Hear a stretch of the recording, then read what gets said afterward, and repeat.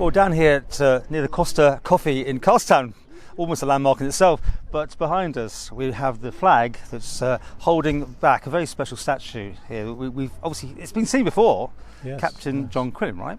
But this is a new place for it. Over to you. Well, Captain John Quilliam, a very famous Manxman who fought for the Royal Navy from 1791 onwards until his retirement some 40 years later, is well known and famous for his exploits at Trafalgar when he was First Lieutenant, a very important rank, senior rank, on the flagship, on HMS Victory. And in that battle, the rigging was shot away. It's a very famous story.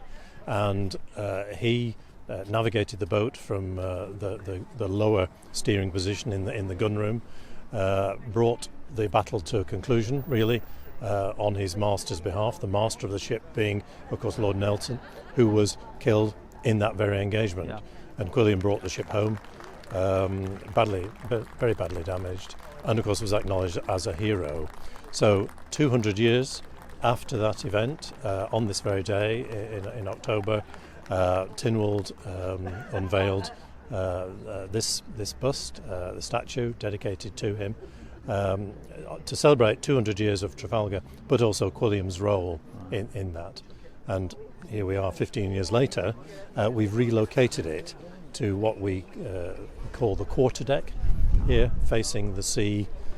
And I have to say that the Costa behind us actually is part of that military establishment. It was a military library, it's part of the English garrison, it's all part of the story. And where we're standing now is the site of a former customs house. So this is a hugely important part of the town. See, I can't remember seeing this at all. I know it says 2005, wasn't it? Yes, the 200th anniversary. Obviously hidden away somewhere a bit, was it? Well, it was in the Speaker's Garden, which is actually quite close to his house. You know, he lived just down the road at the Balcony House, the parade, here in Castletown, and at the time that was a very sensible location.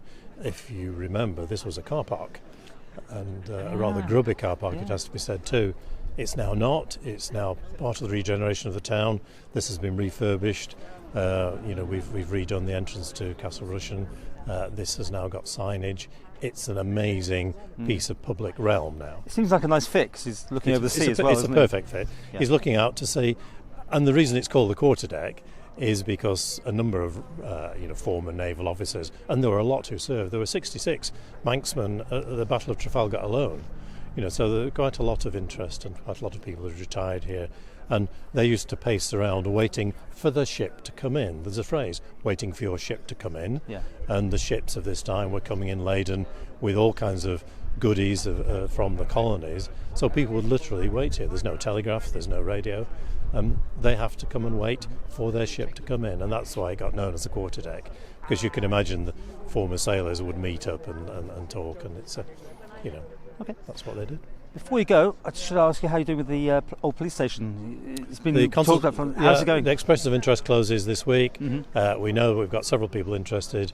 It's going to be fascinating to see. It's being handled by estate agents, so I haven't seen the detail yet. It'd be great to look at it next week and see what we do. And all goes well. What next year? Within a few weeks, we'll know who's doing what. Depending on what they're doing, it may take a bit longer, but we will see.